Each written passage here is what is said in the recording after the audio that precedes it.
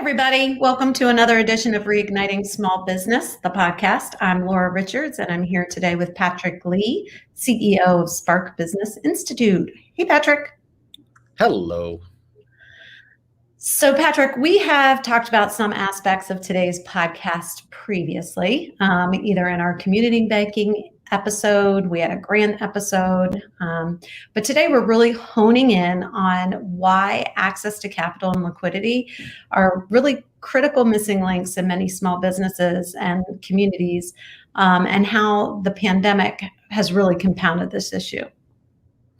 Yeah, and when we were originally talking about what our topic was going to be, and started looking into this, we were generally thinking about the businesses that we're working with who are trying to access federal COVID recovery funds and haven't seen their funds come through. And in fact, have seen almost a slowdown. Like when this started, there seemed like there was a spurt of activity to get the money into people's hands.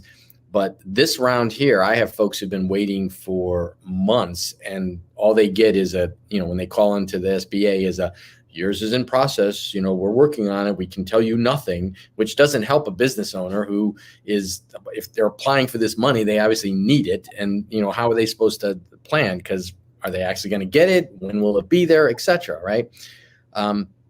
So that was what we were originally looking at. And when we started looking at that, we discovered a few things that I think are quite interesting. One is that there is still $4.5 billion in the system right now for COVID recovery grants and loans. Okay, that's a lot. And we've even heard in Washington folks saying, well, the program was overfunded and all that. And as we're digging down, we're finding no, it was not. Okay, this is more about access than it is about need. Okay, so we're still talking to undercapitalized businesses regarding all of these payouts, EIDL, and so on. And we also know that as of June 16th, 2021, just $550 million of the EIDL supplemental grants, $5 billion funding has been used. Okay. Of the targeted EIDL grants, $30 billion total available funds, only $1.5 billion has been given out, according to SBA officials. There is something inherently wrong here. Okay. So we see, all that's true, there is money and it's not going where it needs to go, but it even gets worse. We have populations right now that are even more restricted to accessing these loans, and these populations have been shown to need them in a dire way. I mean, they may need them more than the populations we're talking about right now. So we decided to sort of shift our focus a little bit. We're still covering the same topic, but we wanted to start exploring that specific inaccessibility of capital to those communities that are in dire need. That's so true, Patrick. And we know from our work with small business owners that a lot of people lacked capital before the pandemic. So this isn't just something that's happened most recently. But for those people who did, it was because they lacked those resources and relationships with traditional banks. And because of the way the funds that were distributed, as you mentioned, using those banking relationships, those same businesses weren't set up to access the pandemic relief federal funds. So larger businesses who have expertise, they have those relationships with financial, accounting, legal in place, ended up being the first in line to get the capital that's needed. So it's a circle, right? Yeah, principles are creating. And it's also government tends to work in a blunt manner, right? They're not surgical. We just take a big chunk of something and throw it out there and then hope it has the impact. But when you're dealing with small businesses and these communities that are on the edge all over the country in different geographic areas, different, locales, everything is different. It requires a bit more of an assessment or access of the folks in those communities to in some way instruct why things are there. And then there's got to be a triage process or something. It can't just be a bureaucratic, blunt approach. While some of the businesses I'm working with can handle 2.5 months of waiting for an EIDL loan. Some businesses are done, and it doesn't matter if they get it or not because it's too blunt of an instrument, right? So a lot of what we're talking about was underscored in a 2021 Small Business Majority Survey. It was a poll conducted by Lake Research Partners of 500 small business owners nationwide.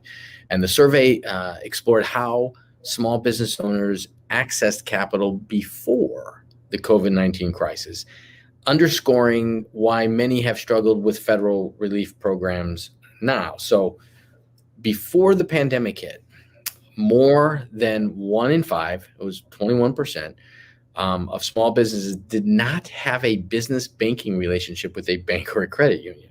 I mean, that may make us all go, what? But it's statistically true. 1 in 5 businesses did not have that relationship. 31% of Black and 38% of Latino small business owners had not sought out capital ever before the pandemic. So there was none of this established infrastructure to then get it when you really need it, right? Business owners of color were also much less likely to have a business banking relationship pre-pandemic. 31% of Black, 28% of AAPI, and 26% of Latino business owners lacked business banks. The survey also demonstrated that when seeking out capital, small business owners of color encountered more setbacks than their white counterparts. So 1 in 5 small businesses overall obtained less financing than what they requested, so about 19%. However, 36% of Asian American Pacific Islander, AAPI, 31% of Black, and 26% of Latinos got less financing than what they requested. So we're starting to see a trend here. Similarly, while 18% overall were denied a loan at all, that number jumped to 32% for Blacks, 23% for Latinos, and 22% for AAPI community. So those businesses that were denied funds altogether. Yeah, and these statistics bear out similarly with those accessing the federal relief programs. Relative few small business owners surveyed had secured funding through federal small business relief programs coming out of those communities.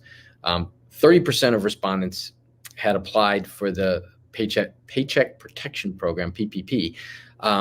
Just 7% of self-employed respondents had applied for a PPP loan, and 1 in 3 Black and Latino small business owners had applied for a PPP loan. So of those who received the PPP, only a third received the full amount requested. And the number was even lower for entrepreneurs of color. You're getting the pattern here. 23% for Black, 23% for AAPI, and 27% for Latino small business owners received the full amount. Yes. And as of 2021, Small Business Majority Survey revealed that small business owners, especially entrepreneurs of color, face significant barriers to accessing capital before the pandemic. Those struggles likely set them up for failure when trying to access federal relief programs last year, which is what we said at the top of the show. Yeah, absolutely. And in another article I found in Forbes titled "Small Businesses Need Access to Capital to Power Recovery" by Adam Millsap, it reiterated that in pre-pandemic times, securing financing for small businesses was difficult. We're getting very used to hearing this. And the pandemic has made it harder. In 2019, pre-pandemic, 43% of small businesses applied for financing, but only half got all the money they asked for, while the rest received only some or none at all, according to the Federal Reserve Small Business Credit Survey. So we know it was hard before. And it is hard now for these businesses to access that capital, okay? Traditional banks are generally the biggest source of funding for these small businesses. And, other financing comes from personal savings, friends, family members. But there's become, a need for additional methods. And one of the obvious ones that kind of jumps to the fore with how digital we have become, how much we spend our time in cyberspace, right? Fintech companies and online lenders such as Lending Club and Cabbage These are relatively new ways small businesses can connect with financing. According to the most recent Small Business Credit Survey, online lenders were the third most popular funding source for small businesses over the last 5 years, after banks and friends or family members. But people in many minority communities lack those same relationships they lack with in the banking piece. They also tend to not have as much access to some of these things. So they end up, in a lot of instances, out of desperation, turning to predatory lending sources. And when we started looking at the predatory lending sources, this whole thing just compounds. Unfortunately, the reality is when a small business doesn't have access to qualify for a loan, either they're a startup, they don't have proven numbers, and they don't have, a relationship or collateral maybe to leverage. There are few options outside of friends and family. So they turn to other sources, and many of those are predatory. There are now online predatory sources that aren't valid lenders. They're more like a payday lender. So let's talk about payday lending, because in a lot of neighborhoods, without community banks and without other solutions, that may be the only place some of these people have to go when there's no other options. And those lenders suck the money out of the communities they serve. So for small businesses that are finding it difficult, these short-term loans carry really, really high interest rates. They can be called cash advances. And the loans are based on how much the business earns. They might require a pay stub in order to grant the loan. And they come with extremely high fees and interest rates that have up to a 400% APR. So not only that, but they're very aggressive. So that they can be aggressive through salespeople and sales tactics, hounding you once they have you and have your information, but also in their collections practices. Yeah. According to the Pew Charitable Trusts, 12 million people per year use payday loans, largely coming from, of course, very vulnerable segments of the population, including Black borrowers, low-wage earners, and people without a college degree, right? In fact, one study found that Black wage earners are three times as likely as white wage earners, and Latinx wage earners are twice as likely to take out a payday loan.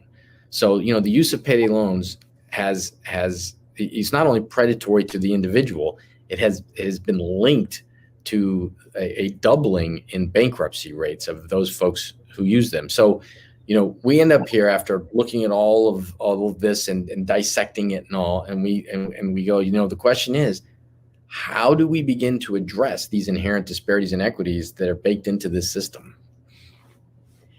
Patrick, when you say that, it's just so reminds me of the same thing that happened with the subprime mortgage situation that was really targeted at some of the same communities that we're talking about, where there was a disparity between those communities suffering and others.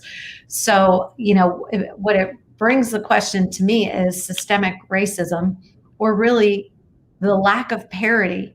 The lack of access is creating an unfair, unequitable situation. And what is it going to take to start seeing some of these things change for those communities so that there's, equal access, especially to something like a federal program, which should be accessible equally to everyone?